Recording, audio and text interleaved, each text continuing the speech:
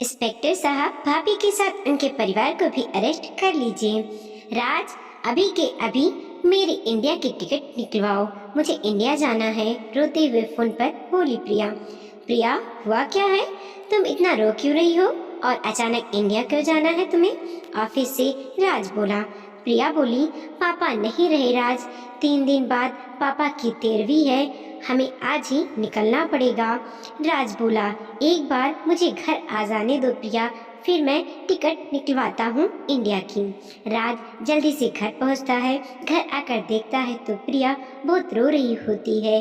राज को देखते ही प्रिया कहती है, हमारी जल्दी से इंडिया की टिकट निकलवाओ, अभी की अभी। राज कहता है, रुको प्रिया, थोड़ा ठहरो। प्रिया कहती है, यहाँ मेरे पापा मर चुके हैं और तुम्हें ठहरने की पड़ी है। राज बोला, प्रिया, तुम्हें तुम्हारी हालत तो देखो, और हम सब कैसे इंडिया जा पाएंगे? परसों से बच्चों की परीक्षाएं भी तो शुरू हो रही हैं। एक काम करो, मैं तुम्हारी इंडिया की टिकट बनवा देता हूँ। प्रकाश से कहता हूँ, वह तुम्हें एयरपोर्ट पे लेने आ जाएगा। पूरे 6 साल बाद इंडिया जा रही हो, वहाँ भी बहुत कुछ बदल चुका होगा। प्रिया जल्दी से अपनी पैकिंग करती है, पति और बच्चों को अलविदा कर फ्लाइट में बैठती है। फ्लाइट में बैठते ही प्रिया अपने अतीत में चली जाती है। राज प्रिया को कॉलेज समय से ही पसंद करता था, मगर कभी खुलकर बोल नहीं पाया था। प्रिया भी मन ही मन यह बात जानती थी। सारे दोस्तों के मुंह से सुन भी चुकी थी कि राज उसे बहुत पसंद करता है, मगर राज ने कभी खुलकर प्रिया से अपने प्यार का इजहार भी तो नहीं किया था।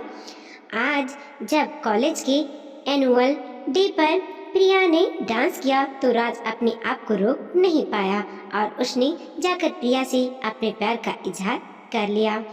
इतने सालों से जो बात प्रिया दोस्तों के मुंह से सुनती आई थी, वह आज राज के सामने से आकर बयां कर दी थी। प्रिया कुछ बोलती उससे पहले राज बोला, प्रिया, कोई जल्दी नहीं है, तुम आराम से सोच समझकर जवाब देना। आखिर यह मामला ऐसा नहीं है कि तुरंत इसका जवाब दे दिया जाए। इतने सालों से इंतजार कर रहा हूँ तो थोड़े दिन और सही।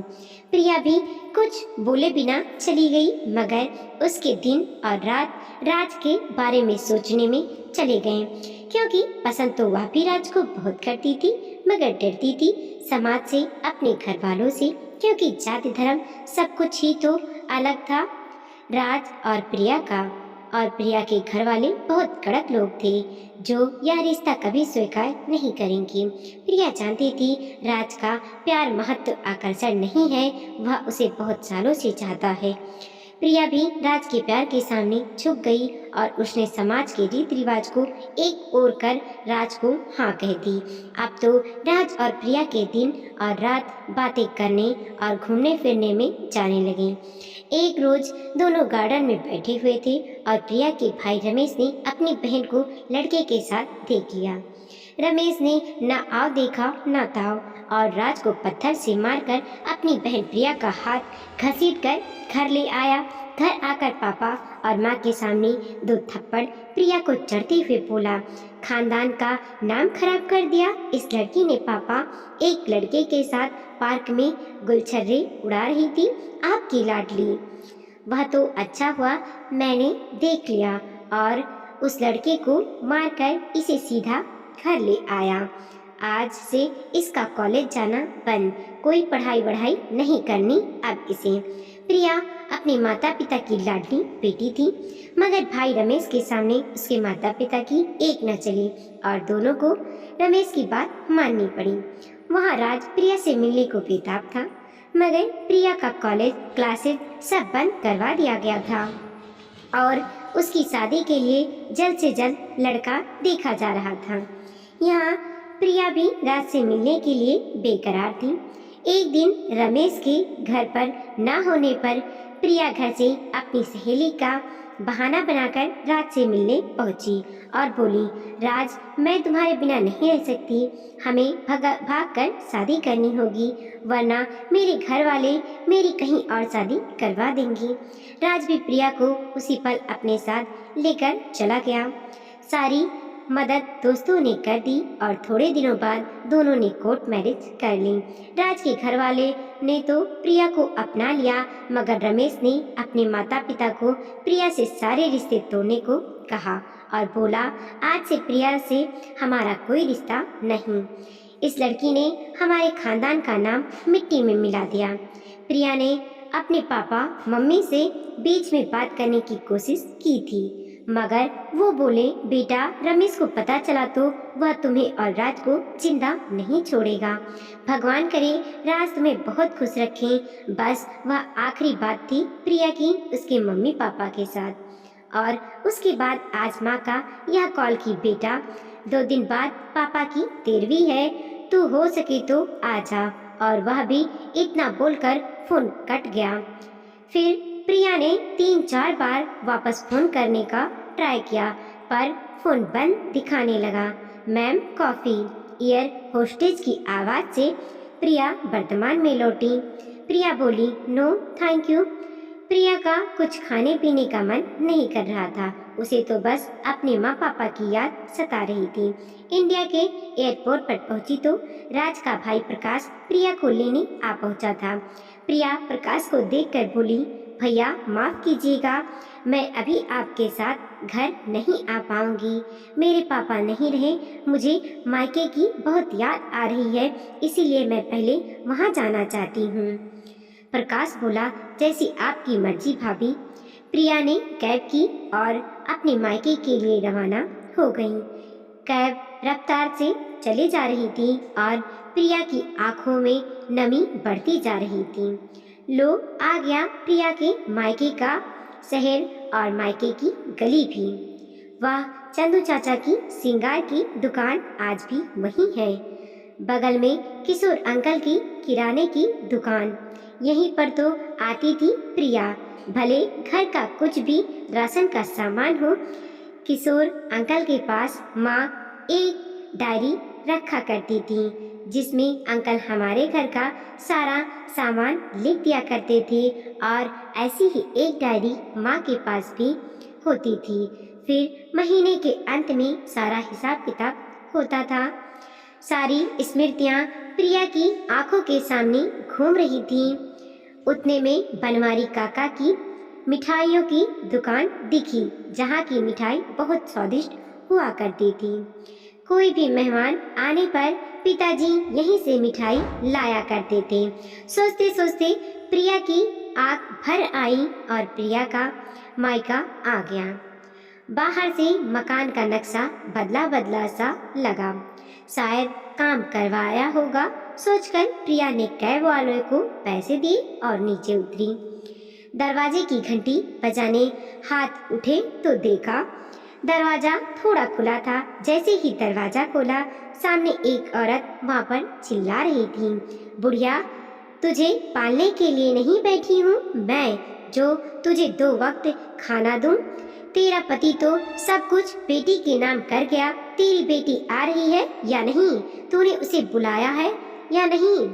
वह औरत रमेश की पत्नी लग रही थी। दूसरी तरफ रमेश बोला, हाँ इस बार तो आना ही होगा उसे। मैंने माँ से बात करवा कर तुरंत फोन काट भी दिया था, ताकि उसे शक ना हो। मुझे जमीन जायदाद चाहिए माँ, कह देता हूँ अब प्रिया से सब लेकर तुझे मेरे नाम ही करना होगा, समझी। प्रिया यह सारी बातें सुन हैरान थी। उसे समझ नहीं आ रहा था कि किस जमीन जायदाद की बात चल रही है, और माँ का ऐसा हाल देखकर तो उसके पैरों तले जमीन खिसक गई थी। उतने में बनवारी काका ने उसे बाहर देखा और पास आकर बोले, प्रिया कैसी हो बेटा तुम। प्रिया ने झट से बनवारी काका के पांव छुए और बोली, ठीक हूँ काका, आप कैसे हैं। बनवारी काका बोले, तू चल जरा मेरे साथ मेरी दुकान पर बैठ, तुझे कुछ बताना है। प्रिया भी उनके साथ उनकी दुकान पर चली गई। बनवारी काका की आंखों के सामने पली बढ़ी प्रिया पर बनवारी काका को पहले से ही खूब भरोसा था। वो बोले, बेटा तेरे भाई भाभी के राज में तेरी माँ की हालत दयनीय हो गई है। अच्छा हुआ जो तू आई। शायद अब तेरी माँ कांता जी को सुख के दिन नसीब हो। प्रिया बोली, काका मेरे जाने के बाद ऐसा क्या हुआ है यहाँ? बनवारी काका बोले, तेरा भाई रमेश और तेरी भाभी रीमा ने कांता जी और तेरे पिता शंकर लाल जी के साथ बहुत बुरा सलूक किया है। प्रिया, दोनों कभी हमसे कुछ कहते नहीं क्योंकि रमेश के गुस्से से तो सब वाकिफ है, मगर बहुत दुखी रहते थे शंकर लाल जी अपने घर के हालातों से। तू आ गई है तो सब पता लगा कर ही वापस जाना, और कुछ भी जरूरत पड़े तो मुझे बेझिझक बता देना। प्रिया अपनी आंसू पोंछकर वापस अपने मायके पहुंची। इस बार दरवाजा लॉक था। प्रिया ने डोरबेल बजाई तो उसी औरत ने दरवाजा खोला जो माँ पर चिल्ला रही थी। वह बोली, आप कौन? मैं प्रिया। प्रिया धीरे से बोली, अच्छा प्रिया दीदी, माफ कीजिएगा, मैंने आपको पहली बार देखा है। मैं आपके भैया रमेश की पत्नी रीमा। आइए अंदर आइए। प्रिया बोली, माँ कहाँ है? रीमा प्रिया को माँ के कमरे में ले गई। माँ को देखते ही प्रिया माँ के गले लगकर जोर जोर से रो पड़ी और बोली, माँ पापा को क्या हो गया था? पापा हम सबको अकेला कर क्यों छोड़कर चले गए? कांता जी भी बेटी को देखकर जोर जोर से रो पड़ी और एक दर्द भरी आवाज जिसमें और भी बहुत कुछ अनकहा सा था।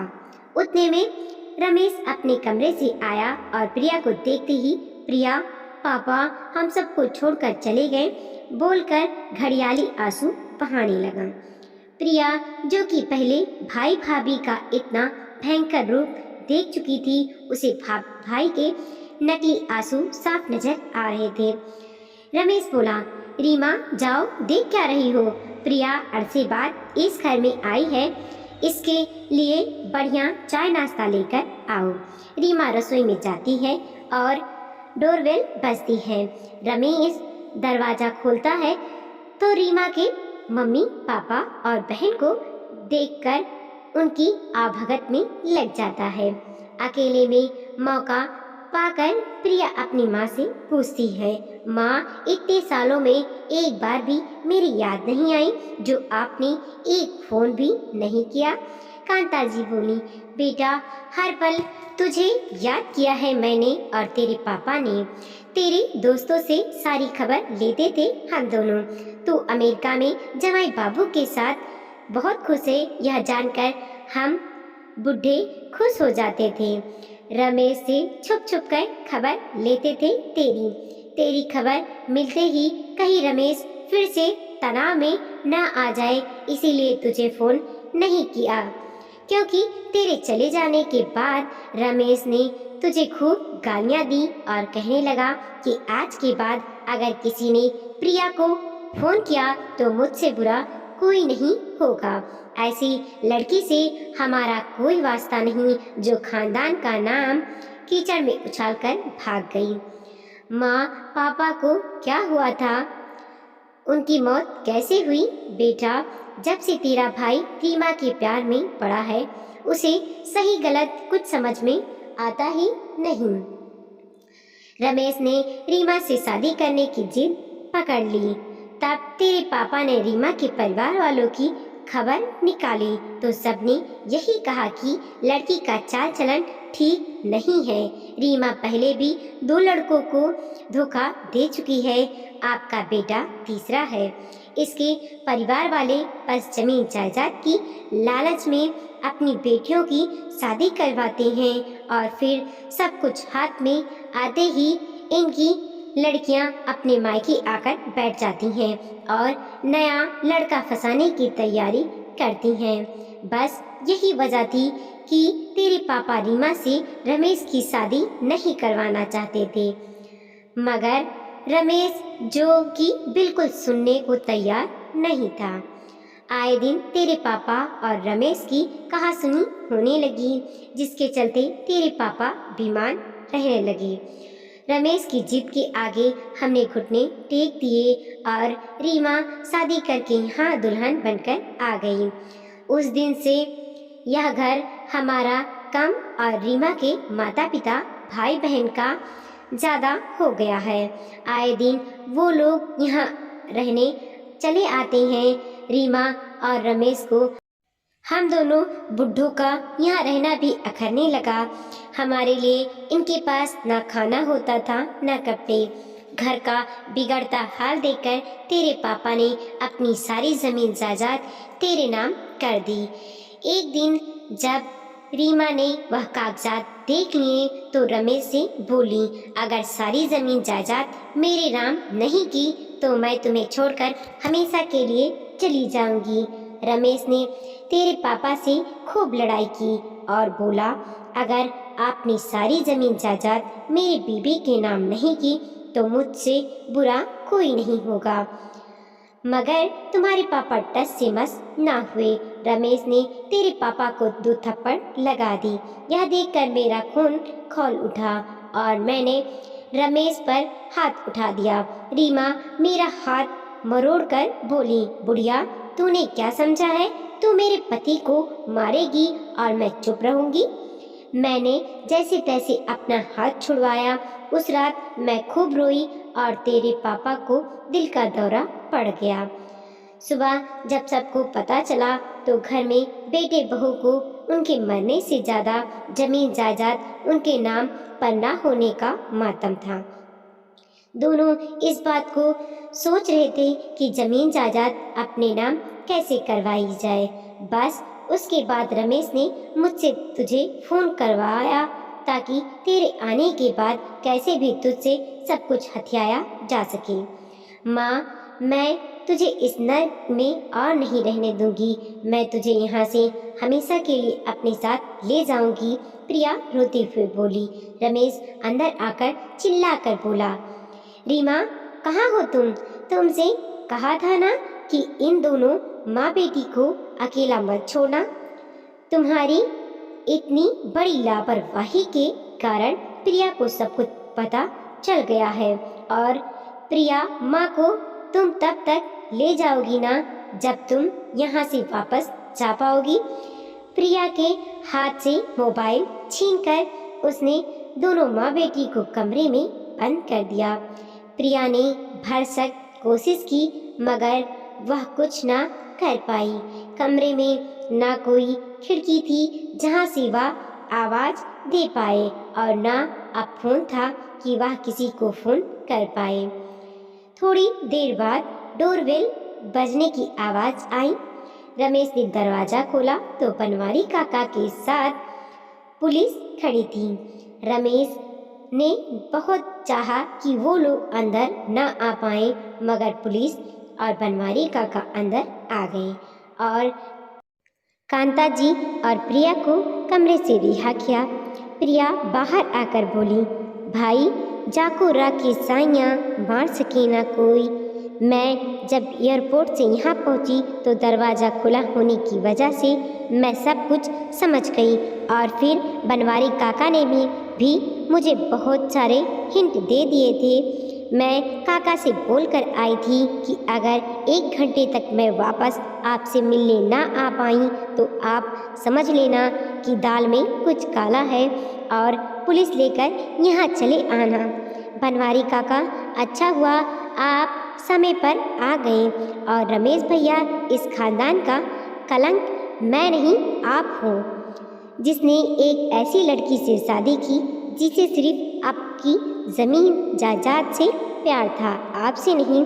इसके बहकावे में आकर आपने अपने ही माता पिता को इतना कष्ट दिया, यहाँ तक कि आपके कारण ही पापा की भी जान चली गई। आप जैसे बेटे इस धरती पर बोझ हैं। इंस्पेक्टर साहब, ले जाइए इन सभी को यहाँ से ताकि कोई और घर खराब ना हो। रमेश, रीमा और रीमा के घर वालों को पुलिस ने तुरंत अरेस्ट कर लिया।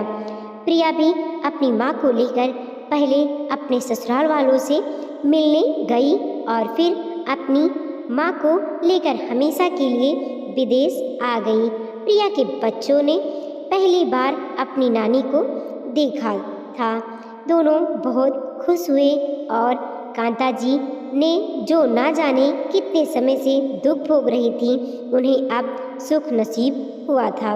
वीडियो को लाइक कीजिए, कमेंट कीजिए और अपने दोस्तों के साथ ज़रूर शेयर कीजिए। चैनल पे नए हैं प्लीज़ सब्सक्राइब कीजिए और देखते रहिए मोटिवेशनल स्टोरी। मिलते हैं और एक नई कहानी के